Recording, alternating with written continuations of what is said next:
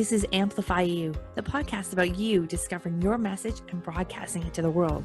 If you're a coach, author, or speaker, you'll want to tune in. If you're looking for the best return on your time investment to get your message out to the world in a bigger way, we're giving you full access and behind the scenes look of how we're running our podcast, how our clients have found success, and what you can do to launch your podcast today. The world needs your message. I'm Michelle Abraham, the host. Join my family as we unleash your unique genius and find the connections you need to launch your adventure today. Join us and let's get amplified. Hello, Amplify You family. Michelle Abraham, your host. Here today, I am bringing you an Ask the Expert interview with my friend Diana Lidstone. Hi, Diana. How are you? I'm great, Michelle. I'm so excited to be here. Thank you. Yes, nice to finally have you on. We've been talking about this for a long time, and finally we got it together, and here we are. So Amplify You family, let me share a little bit more about Diana. And what's great about Diana, she's just launched a podcast this year, which is awesome. And we were just literally on a panel talking all about things podcasting with the Grand Connection. And it's been really great to hear your success of the podcast that you started this year and has grown. Do we want to dive in and talk about that first? And it's called Grow Equation Business Podcast, which is super cool. So tell us a little bit about your podcast, and then I'll tell them a little bit more about the rest of you. Yeah, sure. So, I was kind of, dragged into podcasting by a good friend of mine. And he kept saying for 2 years that, yeah, Diana, you really need a podcast. And I kept resisting like we do often because, it's new, right? We resist change. And I was in the back of my head or in the front, or my little itty bitty shitty committee was saying to me, oh, Diana, I don't know how I'm going to do all of this work. Like, how was the question I was asking. And really and truly, when I turned that question around and said, who is going to do this? Because it's not just all me, then things fell into place. And so for me, my podcast is part of my overall marketing strategy. And so the overall marketing, and it speaks to a very specific client, like we hope everyone's podcast does, right? Absolutely. Absolutely. Well, that's cool. And what's been your favorite part about your podcast so far? Oh, I think it's talking, it's talking to all these great people. Most entrepreneurs have been sort of hidden at their desk in this past 2.5 years with COVID. I mean, for me, pre-COVID, I used to host live events for entrepreneurs, women entrepreneurs, 100 people in a hotel conference room, and, all this time of getting butts at seats and marketing it and creating the content and everything. And obviously during COVID, that didn't happen. And I kind of looked at my podcast as a way of staying in my community's ear, shall we say, without the being there live in the hotel. So, new stuff coming out every week, and they could just, oh yeah, I got Diana in my head kind of thing. Yeah, that's awesome. I think a lot of businesses reached for that during the pandemic of like, oh, podcasting is a way we can still communicate without having to be in person anymore. And it's been interesting to see that just like influx of new podcasts over the last few years. And it'll be interesting to see if those podcasts can sustain that when they went back to like working full time and went back to being in person again too. Yeah. Well, that's so great. Well, I know your podcast will continue on because you're so dedicated to it and it's doing really great things. So congratulations on launching your show. It is quite the feat to get going. And I don't even know if our listeners, I haven't said this recently, but the newest statistic is 75% of shows don't actually make it past episode 20 anymore. I heard that from you and I went, oh my God, really? I Yeah, know, right? So you're well past episode 20, so you're doing great. I am. I am. Yeah. Which is awesome. And so for the last 4 decades, you've been working globally with coaches and consultants and other service professionals. And you've gathered so much wisdom and advice that's helped hundreds of thousands of entrepreneurs and professionals accelerate their growth and explode profits. So you have the tagline, and your work embodies the work less, earn more philosophy, which is super cool. And you've got a couple of books that you've written and some things that you've created. So you've created the Grow Meter and the Grow Equation Calculator, which I want to talk about in a few minutes here. And you're also the best-selling author of Shift into Rich, Navigate the 9 Roadblocks to Small Business Success. And then your Grow Equation, which is taking crazy, frazzled, overworked business professionals and business owners into profitable, overjoyed CEOs, which is awesome. So that's some incredible things that you are doing. I would love to know, what is this grow thing all about? How did you come across the grow method, the grow meter, your grow equation? What are all these grow things? I love it. And I absolutely am a big fan of the work less, earn more. Yeah. The work less, earn more. That's the hashtag. And like a lot of things, I think in business, it kind of evolves and we stumble into it. And, my grow meter, I devised or developed back in, I want to say 2014, 2015, when I wrote my book. And it's basically a visual, if your listeners can imagine a thermometer. Mm-hmm. And on this thermometer, like the heat goes up and rises in a thermometer, there are 4 stages of business growth.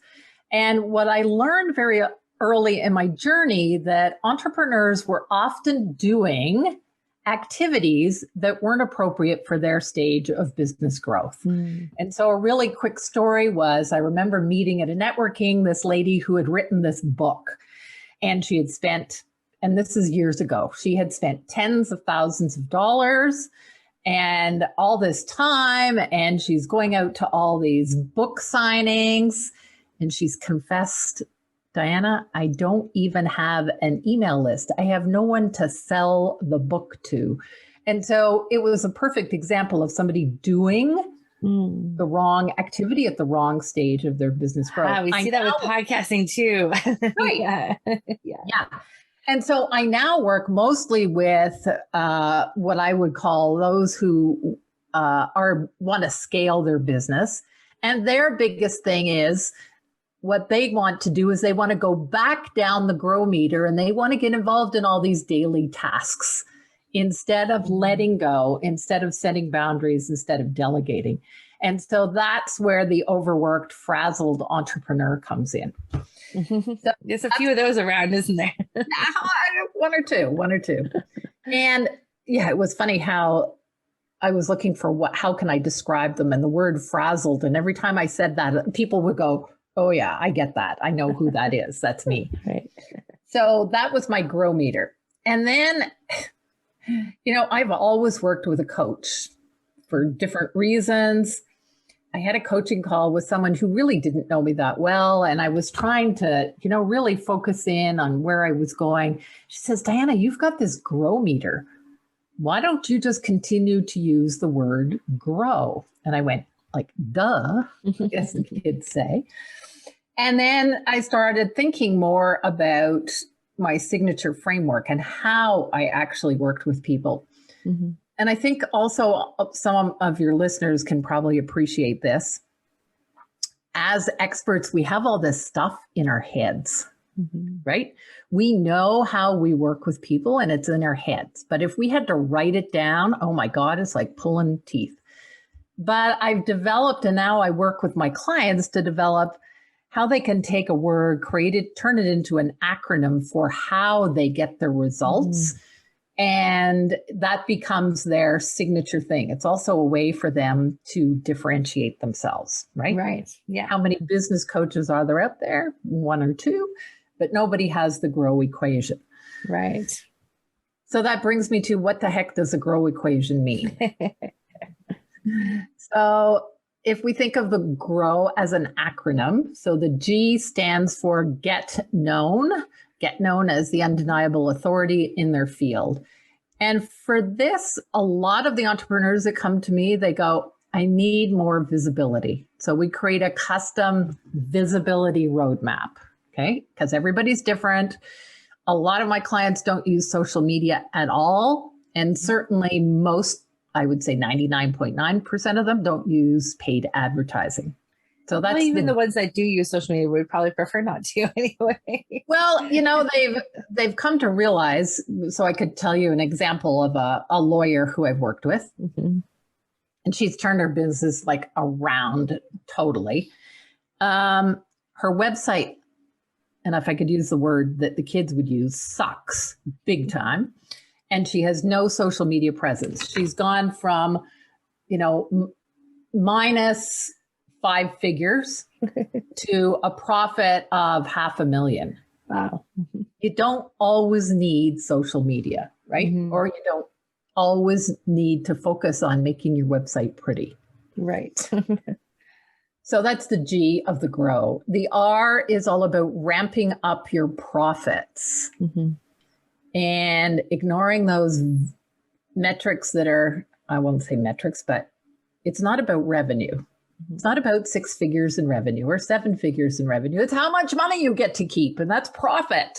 Right. So I work with clients to create a profit plan where they, figure out where are the inefficiencies and where might they be leaving money on the table. We all know if we had somebody look at our businesses, they would see things very differently than we do, right? Right. Yeah. So we've got the G plus the R, then we get to the O. So the O stands for optimizing resources. So what resources? So your team, building a rock star team, creating those systems and structures and processes. But one of the biggest resources that as entrepreneurs we forget about is us. Us, you are a significant resource of your business. So those are the 3 components. And then I work with them to create what I call a freedom map. So how are you going to stop being the bottleneck in your business and create some more freedom? Because I'm sure you've talked to lots and lots of people who wanted to start their business for this freedom lifestyle, shall we say. Mm-hmm. And when they sit down and look at it, they have totally the opposite. They've created a job for themselves, right? Right. They've created a lovely job and probably even still work within the Monday to Friday, 9 to 5. Right. Which is funny. Like, why do we do that? I did that too. Yeah. So you take the G plus the R plus the O equals W, which it could stand for work less, earn more. But it also, by the time people have finished working with me, although they rarely finish working with me, we keep working together.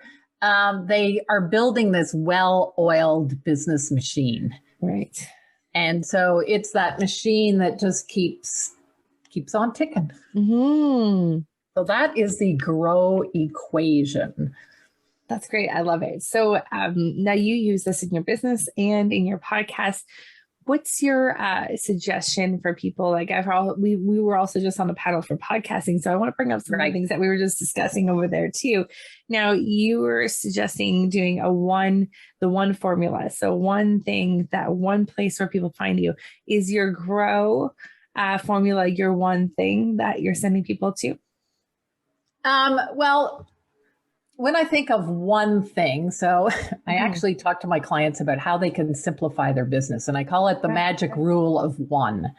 And the magic rule of 1 has 5 parts to it. You need to really know who is your one ideal client. And so very often I have to help my clients really niche down. I mean, not even just niche down, but micro niche. What are they really specializing in? So that's the first part. The second part is, what is the one problem they're solving? And you and I both know that we could solve a lot of problems for our clients, right? But what is that one thing? The third part is, what is the one solution or your one offer your one funnel Mm-hmm. that you are going to create. And number 4 is what is the one method that you're going to use to get your voice out there? Mm-hmm. So some people use speaking, some people use Facebook groups, some people use audio. You know, what is it that you're going to be? What is the one thing that you're going to be? And the 5th one is one social media platform. You don't need to be all over the frickin' place. And so in the grow equation for me, my podcast has, how could I say it? Hasn't replaced live events, but it is the thing that I want people to know about and to go to. Right. And I've made a lot of mistakes starting out on my podcast. And As so we all do. as season 2 comes along, I'm going to be directing them to, I think, a free or almost free workshop that I will do. So they actually get that live interaction with me. Yes. Awesome. And so that is going to be my one thing that I will probably launch maybe it's twice a year, maybe it's every quarter. And it will give them that experience of, being with me live.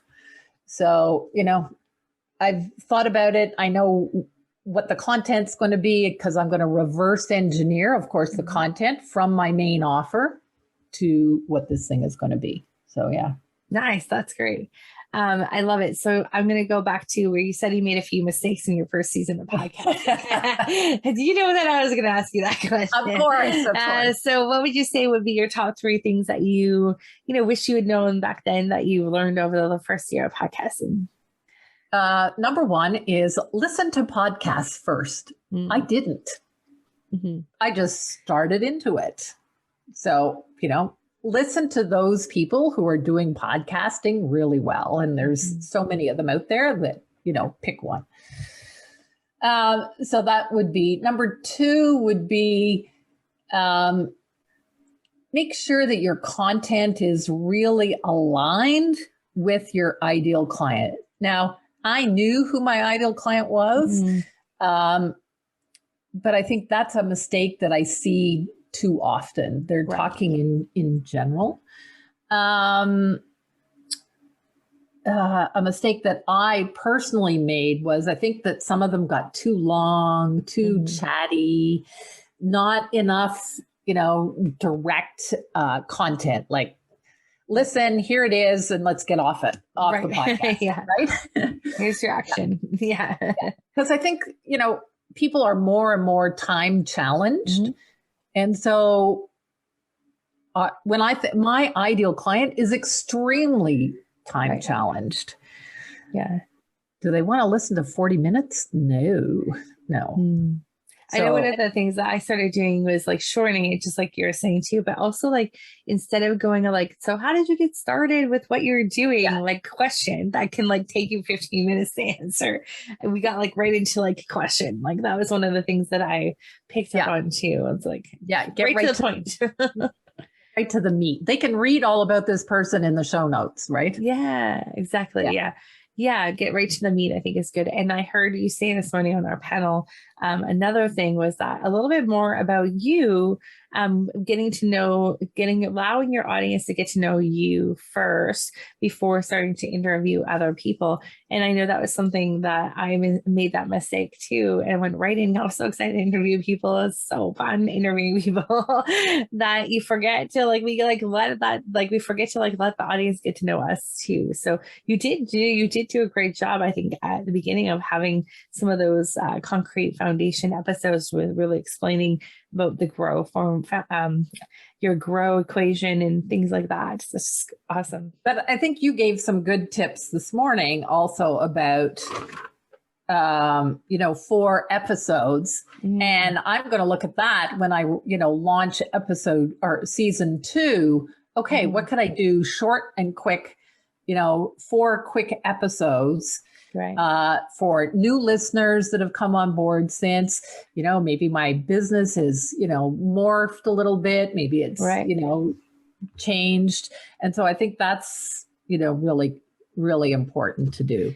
Yeah, something I'm also doing as well is that realigning. And for our listeners that are listening, saying, "Oh, you're doing season 2, that's awesome!" And I want to congratulate you on like doing this season 2, because I think that's a really great opportunity for you to like recalibrate, reconnect, and reestablish positioning of the show going into season 2. So, do you have anything new or different that you're doing in season 2 from your show from the first season? Yeah, I think I'm also going to look at, the intro to my show, because I have somebody who's done a voiceover. The outro, I'm going to look at that. How do we need to shorten it? Mm-hmm. Can I start with some attention grabbers and then have the intro? So I think, I'm going to look at the whole structure of the podcast. Absolutely. Yeah, I think that's great. It's a really cool time to be able to like take a look and see what's working, what's different, what you thought at the beginning of it. I know oftentimes like a few shows that I started, like I thought we were going to be talking about like this, but we started talking about more of this during this show. Yeah. So trying to go back and like, it's so hard when you're doing your intro and outro first before you get into everything else. To then be like, oh, does it really match still? Not really. So that's awesome. Those are great tips. And I think that will really help our audience to think of ways that they can improve on their show from one season to another, and using a season switch to kind of recalibrate things. Now, I want to jump back into your grow equation, because you're all about work less, earn more. And I think that is absolutely amazing. What is one of the things that you see for those entrepreneurs that have really created themselves a lovely job rather than that earn the work less, earn more situation that they intended to? What are some things that can help them kind of backpedal out of that and regain control of their situation again? This seems like a little overwhelming at that stage. I've been there many times. Yeah, I think, one of the things is we tend, as entrepreneurs, we're very creative. That's a good thing. That's a bad thing. Yeah. So one of the things I see is, and you mentioned this also, overcomplicating our business. Mm-hmm. And, overcomplicating our business by, let's pick one thing, which is offers. Yeah. Right? I have to how many offers can I give? Excuse me. And, I teach my clients, focus on one offer. It might have an upsell and it might have a downsell, but one offer. And then you start building your reputation around that one offer. And people go, oh yeah, if you want, for instance, my real estate or my lawyer client, she was a sort of a generalist. She's specialized now in working almost solely with real estate investors, not just real estate, but real estate investors. And now when she's looking for staff, people are going, oh, I'd like to work with her, because they know what she stands for. And so I think, yeah. That makes a lot of sense.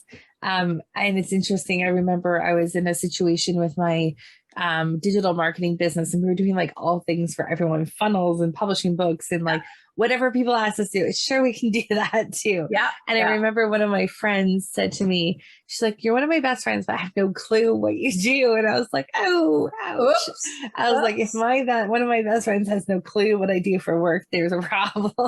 Yeah. I was like, oh gosh. And that's when we dropped everything just to focus on podcasting. And that's really been helpful. But even like,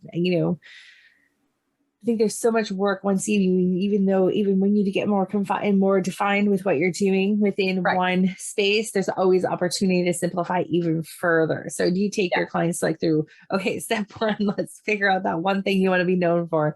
Step 2, let's, now you have 10 offers within that one thing. Let's put them all into one. Yeah. So it's all about simplifying. Mm-hmm. So going from complicated to simplifying. And I think the other thing that, I see, big mistakes that entrepreneurs make is that they're very scattered. And this comes from the creative side. So they start stuff, they don't finish, whatever. And they're not always focused on the right activities for their stage of their business growth. Right. Yeah. Like I talked about in the grow meter. And so keeping them focused on where they need to go. What is that path is one of the biggest things. So, going from being scattered to being focused. And the other thing, of course, I see a lot of is people who they're experts in their field. They're amazing at what they do, but they're the best kept secrets in sliced bread, right? So they've got to get out there and they've got to be seen. Right. So, yeah. That's amazing. Yeah. I was just thinking as you're saying that, oh my gosh, how many entrepreneurs out there have gone out there, set up a business. We're so excited to have a business, are doing all these things and get so creative and just like get so frustrated with themselves because they've created this like monstrous thing that's no longer fun. It's complicated. It's overcomplicated. It's not what they intended to do. And like, oh gosh, this is when you send Diana the like SOS sign to come and help. Yeah. And I'll often say to my clients, is that fun for you or does that bring you joy? Right. And they'll go, well, no. Well, then why the heck are you doing it? It's your business. Yeah. And it's like, but my coaches would say to me, like, who's driving the boat? It's like, oh yeah. Okay. I guess I did have a decision. I did have. Yeah. It was me that overscheduled myself like that. Yeah. Like, I'm sure, you probably, have your calendar built in a certain way. My calendar is built. I don't take calls before 10 o'clock. I don't take calls after 3. I don't take Tuesdays and Thursdays. I work with clients, and Wednesdays is my me day. Friday, I don't work. So there's only a little window when I let people call me and interrupt me. So yeah, we have the choice. We have that choice. Absolutely. Well, Diana, this has been awesome to hear all about the work that you're up to and your awesome podcast. Where can our listeners reach out to you? Obviously through going to listen to your podcast, and where else can they reach out to you and learn more about working with you? Sure. So my website is www.dianalidstone.com.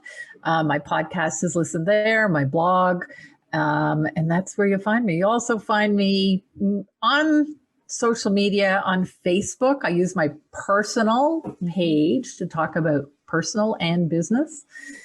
And so that's where you'll find me.